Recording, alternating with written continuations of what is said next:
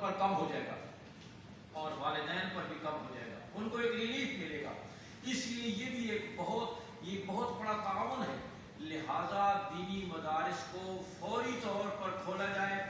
ان کی تعلیم کا آغاز کیا جائے، ہم سالانہ امتحان منعقد کر سکیں، ہمارے طلباء کا تعلیمی سفر شروع ہو۔ پھر یہ بھی ہے کہ یہ دین کی تعلیم ہے، معصوم بچے اس وقت بھی دینی مدارس میں،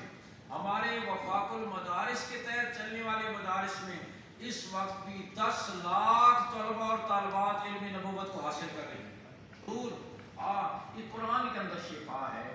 اور سورہ فاتحہ میں شفا ہے، نماز میں شفا ہے، اور وضو جس کو آج کہا جاتا ہے کہ 20 سیکنڈ تک ہاتھ دھویا جائے، میں کہتا ہوں وضو کرنے والا تو 20 سیکنڈ کیا 160 سیکنڈ تک ہاتھ دھوتا ہے، ہاتھ دھوتا ہے تو پانی پڑتا ہے، منہ دھوتا ہے تو ہاتھوں پر پانی پڑتا ہے، بازو دھوتا ہے تو ہاتھوں پر پانی پڑتا ہے، پاؤں دھوتا ہے تو ہاتھوں پر پانی پڑتا ہے۔ پوچھا کہ آپ نے مساجد کھولی، کسی ایک مسجد سے بھی کسی کورونا کی اطلاع آئی ہے؟ تو انہوں نے کہا ہمارے پاس کسی میں سینیٹائزر استعمال کرتے ہیں، ماسک استعمال کرتے ہیں، دیگر احتیاطی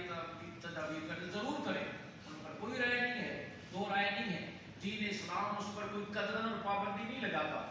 لیکن وہ ہماری احتیاطی تدابیر ہیں۔ لیکن یہ قرآن و حدیث کی تعلیم، یہ رب کی طرف سے بتایا ہوا علاج ہے، تو اس کی وجہ سے جو رحمتیں نازل ہوں گی، ان رحمتوں سے انشاءاللہ وطن عزیز کو اللہ کورونا سے بھی اور دیگر وباؤں اور آفات سے بھی نجات عطا فرمائے۔